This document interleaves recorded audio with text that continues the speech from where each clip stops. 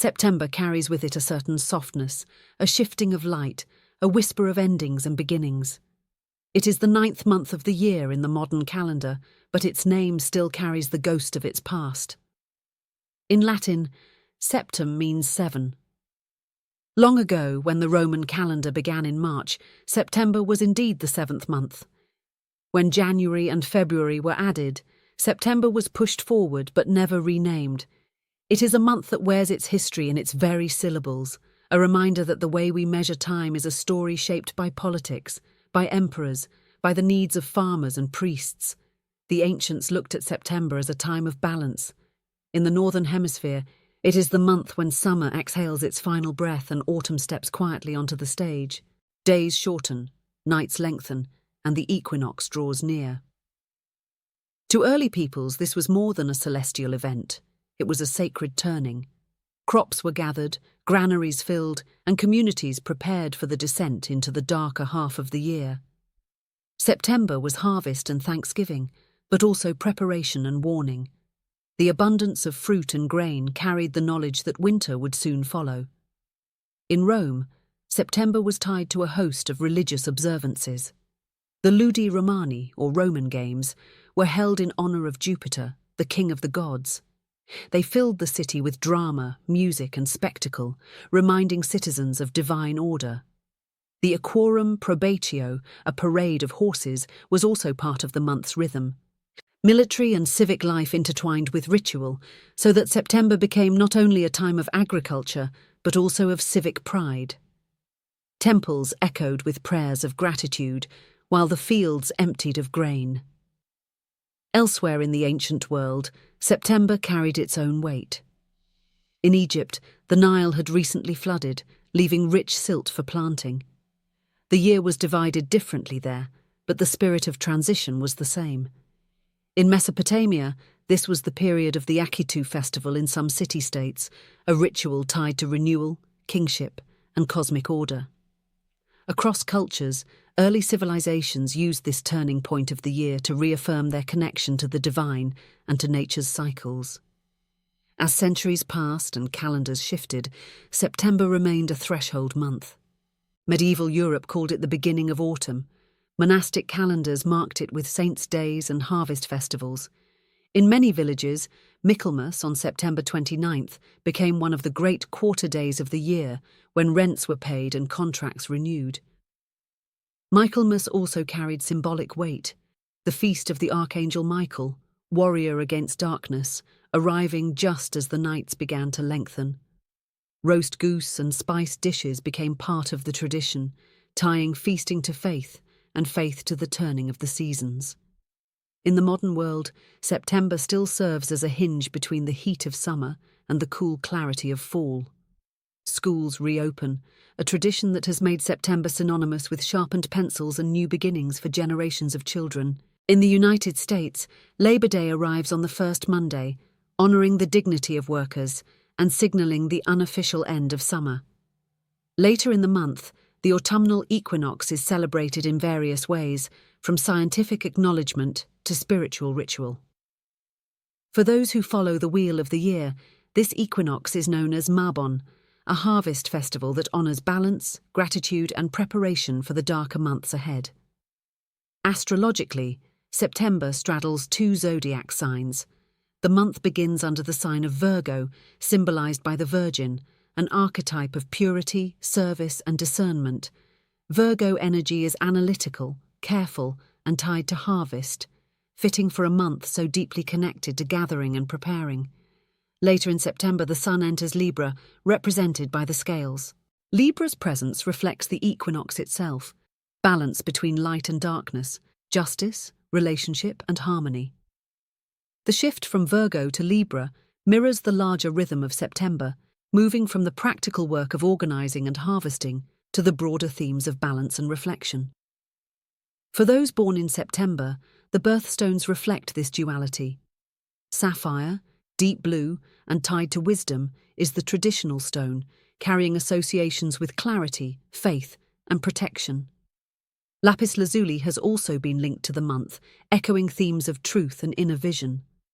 The flowers of September include the aster, and the morning glory, symbols of love, wisdom, and the fleeting beauty of life. In literature and art, September has often been portrayed as wistful, even bittersweet. Poets have written of its golden light, its cooling breezes, its quiet reminder that time passes. There is a melancholy in September, but also a promise. It is the time of ripeness, when the labour of spring and summer bears fruit. It is the month of memory, when leaves begin to change and we are reminded that all things must transform. Holidays in September vary across cultures and eras. The Jewish calendar often brings Rosh Hashanah, the Jewish New Year, in September, depending on the lunar cycle. This is a time of reflection, renewal, and the beginning of the 10 days of awe, leading to Yom Kippur, the Day of Atonement. In Mexico and many Latin American countries, September 16th marks Independence Day, commemorating the beginning of the struggle against Spanish rule. In China and among many East Asian cultures, the Mid-Autumn Festival often falls in September, celebrating the harvest moon with lanterns, mooncakes, and family gatherings. Each of these traditions carries the same echo: the importance of harvest, balance, remembrance, and renewal. Even in antiquity, September was filled with celebrations tied to harvest. In Greece, the Eleusinian mysteries, sacred rituals honouring Demeter and Persephone, often took place at this time of year. These mysteries were tied to the cycle of life, death, and rebirth. Just as the grain that is cut down will rise again in spring, the secrecy of the rites has left us with only fragments, but the essence is clear. September was seen as sacred, a month when the veil between worlds thinned and deeper truths were honoured. In the United States, September has also been marked by moments of grief and remembrance.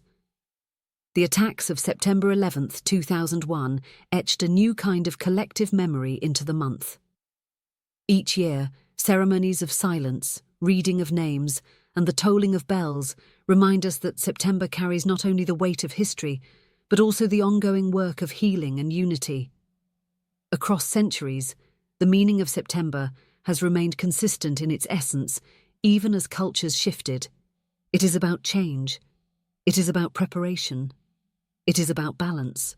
Farmers once measured its success by the fullness of their barns. Kings once tied their legitimacy to festivals held beneath its skies. Today we mark it with parades, school bells, and quiet moments watching leaves turn gold. But the undercurrent remains the same. September is the time when humanity pauses between the bright openness of summer and the shadowed rest of winter, gathering strength for what lies ahead. Zodiac symbolism deepens this understanding. Virgo, with its careful attention to detail, reminds us to harvest wisely, to separate the wheat from the chaff, to discern what is useful as we move forward. Libra, arriving later, reminds us to weigh our choices, to strive for balance, to honour both the light and the dark. Together they shape September into a month of sorting, balancing, and preparing. In language and culture, September has carried symbolic resonance. In poetry, it is the month of fading roses and ripening grapes. In music, it is remembered in songs of nostalgia, asking if we recall the 21st night of September. In daily life, it marks the closing of swimming pools, the storing of summer clothes, the sharpening of routines. Yet in every case, September signals transition. As night lengthens and the air cools, September asks us to consider what we have sown and what we wish to carry into the coming season. It is not only an agricultural harvest, but an inner one. The ancients honoured this truth with rituals of gratitude and preparation. We continue, even if in modern forms, through holidays, gatherings, and personal reflection. When we look at September across history, across cultures, across belief systems, a pattern emerges. It is the month of equinox, of balance, of harvest, of remembrance. Its name may mean 7, though it stands as 9. Its festivals may differ, yet all point toward a single truth. September is a threshold. It reminds us that time moves, that seasons change, that endings give way to beginnings. It is a month of gathering, of gratitude, of solemnity, and of hope. As each September passes, We inherit not only its weather and its dates, but its long story. The story of Romans watching races in honour of their gods. The story of medieval villagers feasting on goose at Michaelmas. The story of students stepping nervously into classrooms, of workers honoured for their labour, of families lighting lanterns beneath a harvest moon.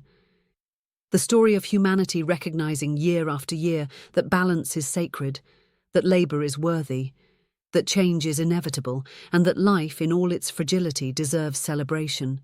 September is never just another month. It is memory, it is harvest, it is balance.